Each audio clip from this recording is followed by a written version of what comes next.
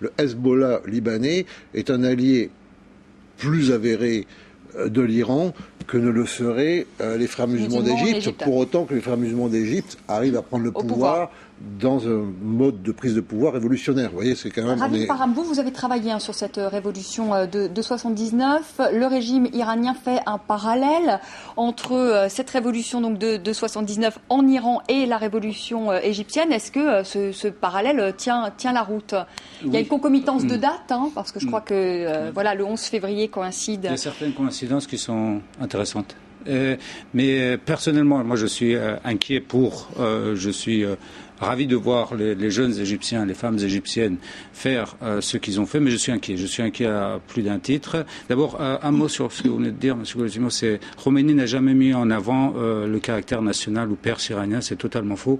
Khomeini Je n'ai pas dit ça, monsieur. J'ai dit que lorsqu'on est iranien et chiite, si on veut s'affirmer comme le leader du monde musulman, il faut faire de la surenchère sur le cas israélo-palestinien, ce qu'il a fait très tôt.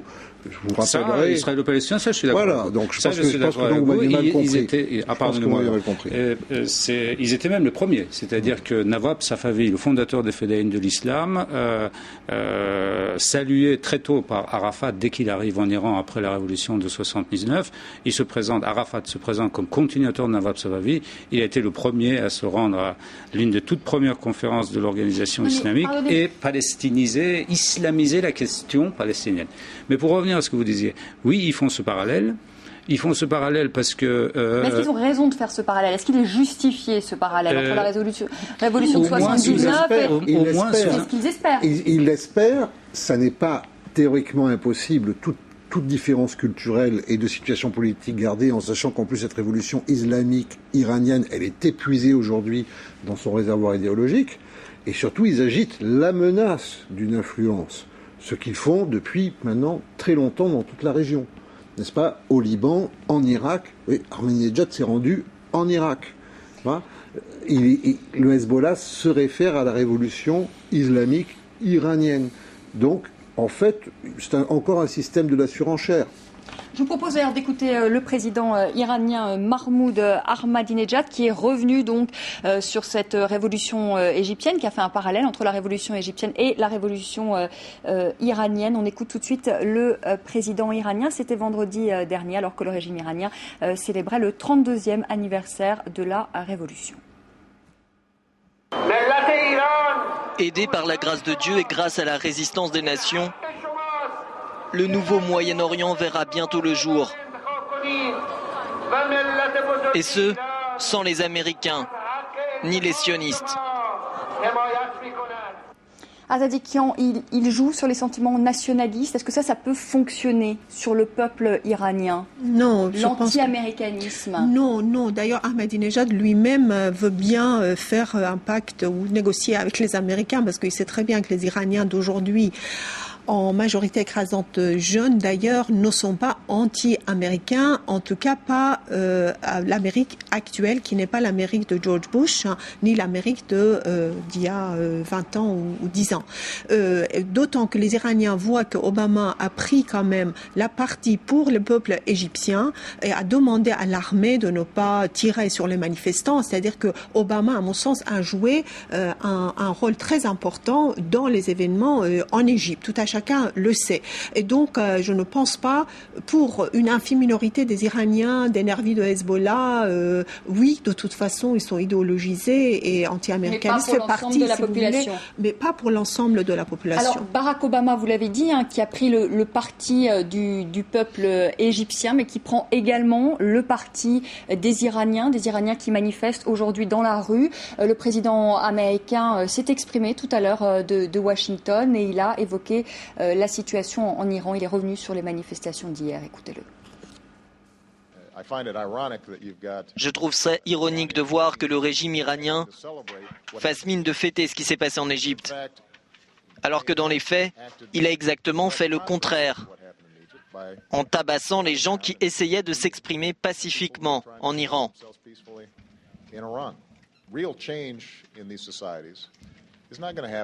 Un changement véritable dans ces sociétés n'aura pas lieu par la terreur, ni parce que des innocents seront tués ici et là, mais bien parce que les gens s'uniront pacifiquement et appliqueront une pression morale à une situation. On rejoint tout de suite Yigal Palmor en direct de Jérusalem. Merci d'être avec nous. Je rappelle que vous êtes le porte-parole du gouvernement israélien. Monsieur Palmor, est-ce qu'il y a un risque selon vous que l'Iran prenne le leadership de la région ? Est-ce que vous êtes inquiet après ce qui s'est passé en Égypte ? Écoutez, que l'Iran prenne le leadership de la région, on n'en est pas là. Le risque véritable, c'est que l'Iran exporte la violence révolutionnaire un peu partout et qu'il jouisse de relais, qu'il bénéficie de certains relais armés et très motivés un peu partout dans la région, des relais qui pourraient agir pour le compte du régime iranien et frapper où et quand cela semblerait utile aux ayatollahs. Voilà. De là à prendre le leadership de la région, le chemin est très long. Je crois que les populations arabes et sunnites ne sont pas prêtes de se voir lidérées, si vous voulez, par Ahmadinejad ou par quelqu'un qui lui ressemblerait. Ce qui se passe aujourd'hui en Iran, en revanche, pourrait bien sonner le glas. C'est peut-être prématuré de le dire maintenant, mais ça pourrait sonner le glas du gouvernement actuel à Téhéran. Et donc, tous les yeux de la région sont tournés aujourd'hui vers Téhéran, entre autres, pour regarder si Téhéran suivra le chemin montré par Tunis et le Caire. Je crois que ça serait un signe très important pour toute la région si les manifestants à Téhéran réussissent à faire valoir leurs demandes. Évidemment, s'ils réussissent à faire tomber le gouvernement, ça sera encore plus important. On ne peut pas évaluer en ce moment les conséquences que cela pourrait avoir. J'ai une dernière question, Monsieur Palmor. Est-ce que vous en voulez aux États-Unis d'avoir lâché Hosni Moubarak, qui était votre allié dans la région, avec les risques que l'on connaît aujourd'hui D'abord, Hosni Moubarak était l'allié des Américains, des Européens, de beaucoup d'autres pays dans la région qu'il avait traité avec énormément de respect, de déférence et d'honneur, évidemment. Donc ce n'est pas une question purement israélienne. Les Américains ont mené la politique qu'ils ont choisie. L'avenir dira si ils ont eu raison ou pas, de toute façon. Mais est-ce que vous pensez qu'il y a un risque islamiste aujourd'hui en Égypte ? Écoutez, la situation est trop incertaine pour se prononcer avec assurance sur ce qui pourrait ou ce qui ne pourrait pas advenir de ce qui se passe en Égypte.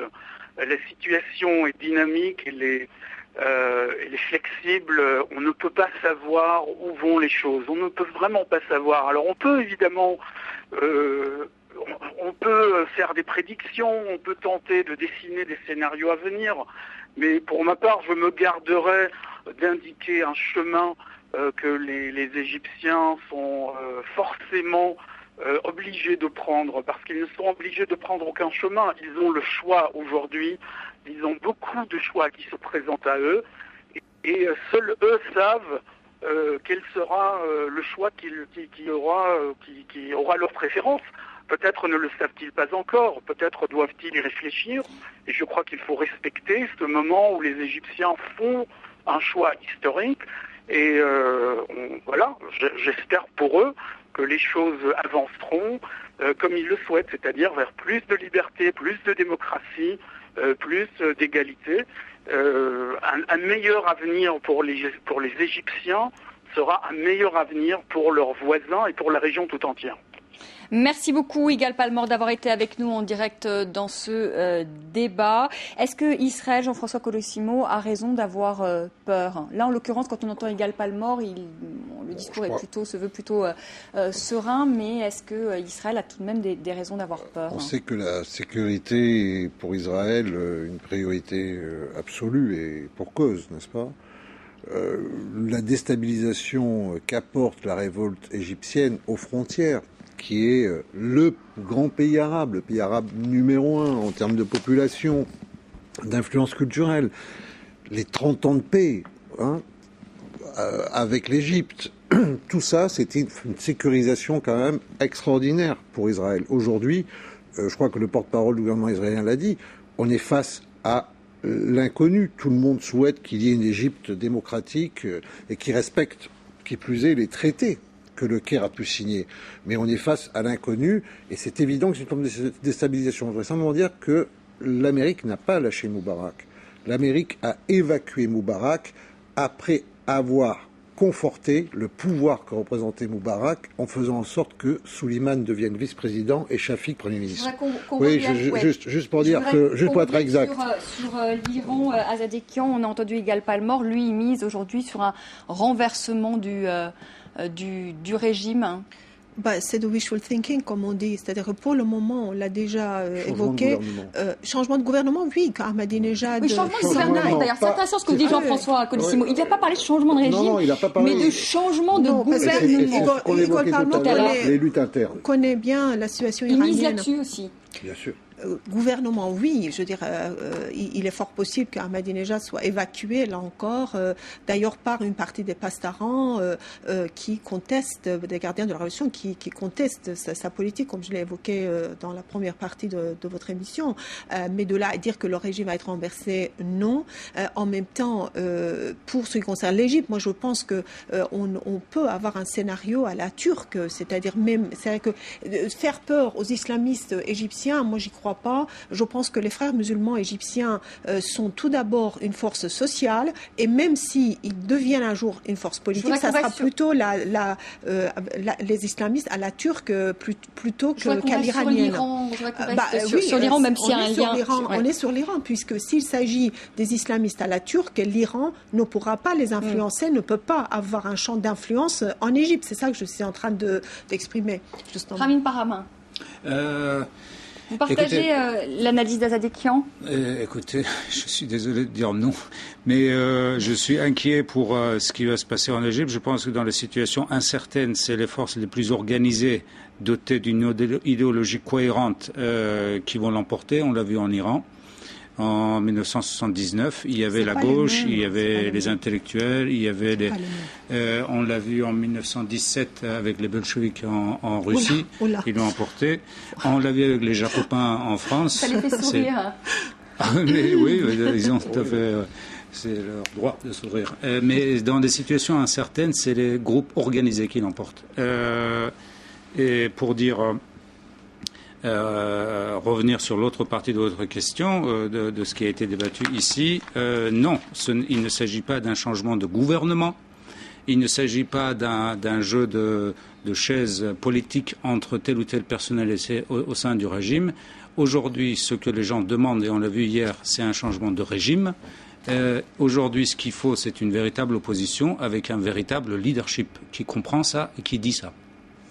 Merci beaucoup à tous les trois d'être venus sur le plateau de France 24.